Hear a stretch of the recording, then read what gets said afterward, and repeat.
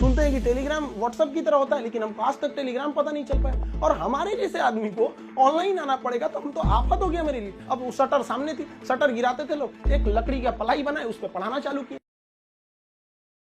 Teacher और student का एक रिलेशन भारत में बहुत बेहतरीन है, ये आदि काल से देखा जाता है। तो हमने क्या किया ना, अब कोचिंग्स में ना स्टूडेंट्स जो थे बहुत जो पुराने थे, जिनका मान के चलिए कहीं जॉब हो गया, अभी ज्वाइनिंग लेटर का वेट कर रहे हैं ऐसे, तो उन लोगों को रखे कि भाई देखो हम लोग को फिर से शुरुआत करनी है, क्योंकि ऐसे हम लोग छोड़ नहीं सकते हैं। क्योंकि यहाँ पे क्या हो गया कि कोचिंग एक इंडस्ट्री बन चुका है, लोग इसको इनकम सोच रहे हैं। अब हम लोग आंख में इसलिए खटकते थे, हम लोग के लिए पैसे मायने नहीं रखते थे, लड़कों का पढ़ाई मायने रखता था, तो प्रॉब्लम तो सबको हो रही थी। तो हम लोगों को ये शुरुआत करनी थी। अब शुरुआत किए कैसे तैसे, थोड़ा बहुत पैसे से स्टार्ट किए लोग। अब वहां पे क्या है कि जो गरीब है पैसे मत दो भैया, विकलांग हो मत दो, कभी कोई इस तरह से जोर नहीं दिया गया। इस वजह से ही फाइनेंशियल प्रॉब्लम है। अगर अदरवाइज में आदमी पैसे के पीछे पड़ा रहता तो कोई प्रॉब्लम नहीं था। इस बीच हमारे कोचिंग पे बम चल गया, तब तोड़ बम चल रहा है। हमको अजीब सा लग गया कि भाई हम कोचिंग में कि बॉर्डर पे खड़े हैं, हमारा सपना तो नहीं पूरा हो गया, हम फौज में आ गए हैं। दीजिए देख रहे हैं पूरा अफरा तफरी मचा हुआ है बम से।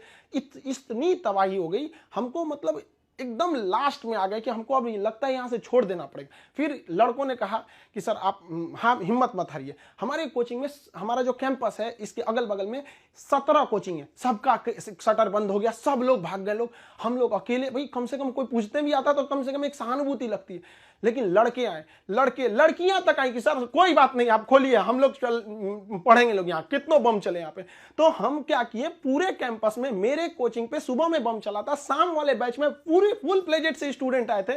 और जो बच्चे पढ़ रहे थे उसके अगले बैच के बच्चे नीचे खड़े होकर कह रहे थे कि अगर बम चलेगा तो पहले हमारे ऊपर बम चलेगा, कोचिंग को कुछ नहीं होने देंगे। बहुत हेल्प हुआ हमको यहाँ पर, बच्चों ने ही हमको बहुत ज्यादा सपोर्ट किया। और धीरे धीरे धीरे धीरे ऊपर वाला सबको देखते रहता है, क्योंकि हम दूसरे के सीसीटीवी कैमरे से बच सकते हैं, ऊपर वाले के सीसीटीवी कैमरे से नहीं बच सकते हैं। और अचानक साथ मिला, सारे बच्चे देखते देखते हमने बच्चों के लिए लाइब्रेरी भी डाला, वो पटना का सबसे बड़ा लाइब्रेरी हो गया, फिर कोचिंग बड़ा हो गया, सब कुछ सही हो गया, लड़कों का रिजल्ट आने लगा, सारे लड़के खुश हो गए। और खास करके उस बैच के लड़के जो पढ़ रहे थे और जिनके पास बम्बार्डमेंट हुई थी, वो भी उनके लिए पहला अनुभव था। सब डर गए थे कि आखिर क्या हो रहा है। और देखते देखते सब कुछ सही हो गया। तब तक अचानक बीच में आ गया कोरोना, और कोरोना ने लॉकडाउन किया और सब चीज घर के अंदर हो गया।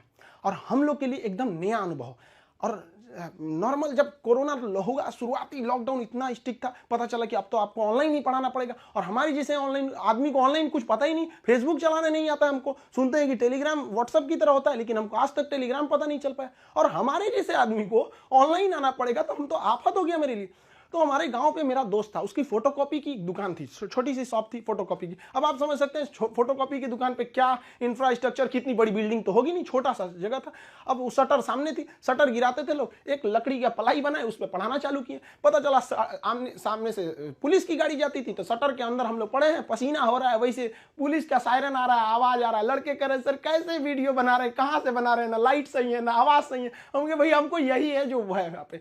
मेरा सारा सेटअप जो पढ़ाने का इंस्ट्रूमेंट होता है, जो पीछे पैनल लगे होते हैं पढ़ाने के लिए, वो सारा पटना में रह गया था। और हमारे गांव में ऐसी व्यवस्था नहीं थी, हम क्या करें। और जो 2020 का लॉकडाउन था, बहुत ही स्ट्रिक्ट लॉकडाउन था, तो उस लॉकडाउन में हमको आना था पटना, कैसे भी आने का कोई साधन नहीं था। तो हम ट्रक के क्लीनर बन के आए थे, खलासी जो होता है, ऐसे गंजी पहन के गमछा बांध लिए थे, चलो चलो चलो, ऐसे क्लीनर बन के आए यहाँ पे, खुद ही लोड किए, सब कुछ किए और लेके जाए। अब स्टूडियो कैसे बनता है भाई पता ही नहीं, तो 2 बांस लाए, ऊपर बांस लगाए, उसमें ट्यूबलाइट को रस्सी से बांध के बना दिए और वैसे ही पढ़ाना चालू किए लोगों को। अब वहां मेरे पास हर साधन आ गए पढ़ाने वाला, अब लोगों को समझ में आने लगा।